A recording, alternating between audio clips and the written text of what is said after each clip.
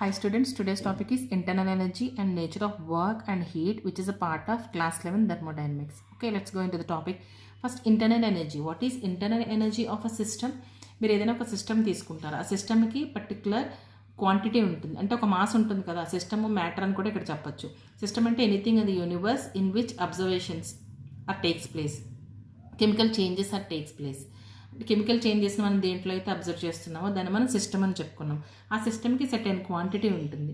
So అలాంటి సిస్టమ్కి ఉండే టోటల్ ఎనర్జీని ఇంటర్నల్ ఎనర్జీ అంటాం అనమాట. సో దాన్ని మనం చెప్పాలంటే సో ఈతో ఇండికేట్ చేస్తాం అనమాట. ఈ is equal to total energy, internal energy of a system equal to microscopic energies plus macroscopic energies.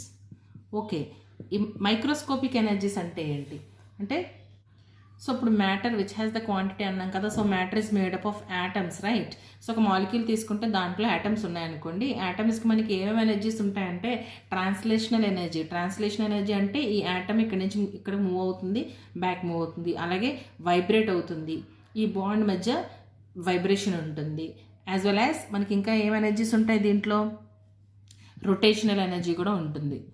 So అంటే ఈ మాలిక్యూల్లోని యాటమ్స్కి ఇంకా డిఫరెంట్, ఇంకా ఇవే కాకుండా ట్రాన్స్లేషనల్, వైబ్రేషనల్, రొటేషనల్ కాకుండా ఇంకా ఈ బాండ్స్ బ్రేక్ అయినప్పుడు, బాండ్ ఫామ్ అయినప్పుడు, లేదా ఎలక్ట్రాన్స్ యాడ్ అయినప్పుడు ఎలక్ట్రోస్టాటిక్ ఈ ఎనర్జీస్ అన్నీ కూడా ఉంటాయి అనమాట. ఇవన్నీ ఏంటంటే క్యాలిక్యులేట్ చేయలేనంత చిన్న చిన్న అమౌంట్స్లో ఉంటాయి. సో ఈ వీటిని ఏమంటామంటే microscopic energies of a system అంటాం. సో మరి microscopic energy of a system అంటే ఏంటి? సపోజ్ ఒక సిస్టమ్ తీసుకున్నాం అనుకోండి, దీని ఎనర్జీ ఇది ఒక సిస్టమ్ అనుకుందాం, ఎనీ సిస్టమ్.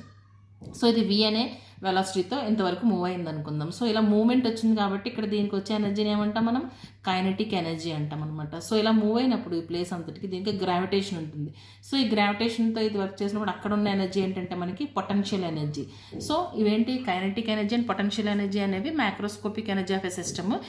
ఇలాంటి మాలిక్యూల్స్ యాటమ్స్కి ఉండే ఈ చిన్న చిన్న అమౌంట్లో ఉండే ఎనర్జీస్ని ఏమంటామంటే మైక్రోస్కోపిక్ ఎనర్జీస్ అంటాం. ఇప్పుడు ఒక సిస్టమ్ తీసుకుంటే ఒక సిస్టమ్కి ఈ microscopic energies, microscopic energies total సమ్మే దాని ఇంటర్నల్ ఎనర్జీ ఈక్వల్ అవుతుంది అనమాట. సో దాన్ని మనం ఎలా చెప్పొచ్చు అంటే ఈ equal to the microscopic energies can be written as like this, kinetic energy and potential energy. ఇది ఫస్ట్ లా ఆఫ్ థర్మోడైనమిక్స్ మనం సాల్వ్ చేయడానికి యూజ్ అవుతుంది అనమాట. Equal to internal energy of a system is the sum of the microscopic energies and macroscopic energies. Then simply ఇంకా ఎలా చెప్పాలంటే the total of possible kinds of energies of a system is called its internal energy. అంటే దాంట్లో ఉండే possible energies ఎన్నైతే ఉన్నాయో వాటన్నిటి సమ్ని మనం ఇంటర్నల్ ఎనర్జీ అంటాం అనమాట. సో ఈ ఇంత చిన్న అమౌంట్స్లో ఉంటాయి కాబట్టి so total energy of any system can not be calculated absolutely. ఎగ్జాక్ట్గా మనం దాన్ని క్యాలిక్యులేట్ చేయలేం. అందుకే ఇప్పుడు థర్మోడైనమిక్స్లో మనం ఏం చేస్తామంటే we deal with the energy changes from one state to another state. Suppose first స్టేట్లో మనకి ఎనర్జీ చేంజ్ ఈ ఫైనల్ E1 అనుకుందాం, లేదా ఈ ఇనీషియల్. సో ఫైనల్ స్టేజ్లో ఈ ఎనర్జీ మనకి ఈ ఫైనల్ అనుకుంటే energy change delta equal to ఏమవుతుందంటే ఈ ఫైనల్ మైనస్ ఈ ఇనీషియల్, అంతే కదా. ఇది ఎనర్జీ చేంజ్. ఎనర్జీ చేంజ్ని మనం ఇప్పుడు ఇక్కడ కన్సర్న్ చేయాలి థర్మోడైనమిక్స్లో, from which stage to another state అది మూవ్ అయినప్పుడు. ఓకే, ఎందుకంటే ఈ total internal energy of any system can not be calculated absolutely. That is the thing here. Okay, this is internal energy of a system. Next, heat. What is heat in thermodynamics?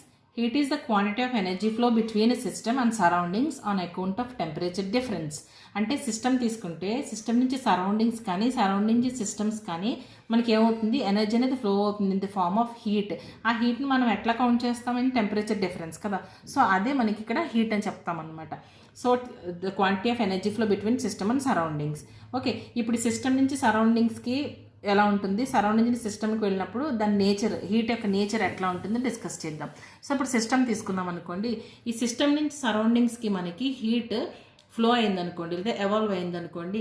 So system కొన్న heat తగ్గిపోతుంది కదా. So దాంట్లో ఉన్న heat అనేది మనకి negative value వస్తుంది, delta Q equal to negative. దీని delta క్యూని మనం, delta is nothing but change in heat.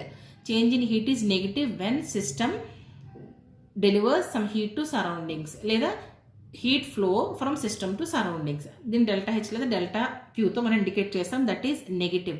So అలాంటప్పుడు ఆ ప్రాసెస్ని మనం ఏమంటాం అంటే ఎగ్జోథర్మిక్ ప్రాసెస్ అంటాం. ఈ ఎగ్జోథర్మిక్ ప్రాసెస్లో ఏమవుతుంది, సిస్టమ్ నుంచి మనకి హీట్ బయటకు వచ్చేస్తుంది కాబట్టి దీని టెంపరేచర్ ఎలా ఉంటుంది, మనకి లోగా ఉంటుంది.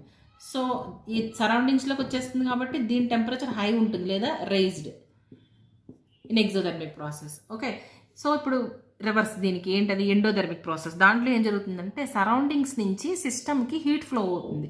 సరౌండింగ్స్ నుంచి హీట్కి మనం సిస్టమ్కి ఫ్లో అయినప్పుడు ఏమవుతుందంటే దాని హీట్ ఇంకా పెరుగుతుంది సిస్టమ్ది. సో అది ఏమవుతుంది, మనకి పాజిటివ్ అవుతుంది. So delta change in heat equal to delta queue the change in heat equal to positive. అలాగే డెల్టా హెచ్ కూడా positive, anything is same. So ఈ ప్రాసెస్ని మనం ఏమంటాం అంటే ఎండోథర్మిక్ ప్రాసెస్ అంటాం. సో ఎండోథర్మిక్ ప్రాసెస్ జరిగినప్పుడు ఏమవుతుందంటే ఇక్కడ మనకి సిస్టమ్ హీట్ అనేది మనకి రేజ్ అవుతుంది, అలాగే సరౌండింగ్స్ టెంపరేచర్ ఎట్లా ఉంటుంది, లో ఉంటుంది అనమాట.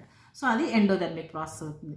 సో ఇది సిస్టమ్, ఇది ఏం చేస్తుంది, ఇక్కడ ఈ సిస్టమ్ సరౌండింగ్స్లోని టెంపరేచర్ని అబ్జర్వ్ చేసేస్తుంది కాబట్టి సో ఈ సిస్టమ్ మనం టచ్ చేసినప్పుడు యూ కెన్ ఫీల్ కోల్డ్. అదే ఇక్కడ సరౌండింగ్స్కి మనకి ఈ హీట్ని డెలివర్ చేస్తుంది కాబట్టి ఈ సిస్టమ్ మనం టచ్ చేసినప్పుడు you can feel hot. So exothermic ప్రాసెస్లో these are exothermic and endothermic process in terms of heat. Okay, హీట్కి ఎస్ఐ యూనిట్స్ ఏంటంటే జౌల్స్ లేదా క్యాలరీస్. ఫస్ట్ జౌల్స్ తీసుకుంటే 1 joule equal to 0.2390 calories and 1 calorie equal to 4.184 joules. ఇక్కడ kilo calorie తీసుకుంటే ఇదే value kilo జౌల్స్లో వస్తుంది అనమాట. ఈ ఎనర్జీ ట్రాన్స్ఫర్మేషన్స్ లేదా కన్వర్షన్స్ అనేవి చాలా important while solving the numerical problems. Work, what is work here?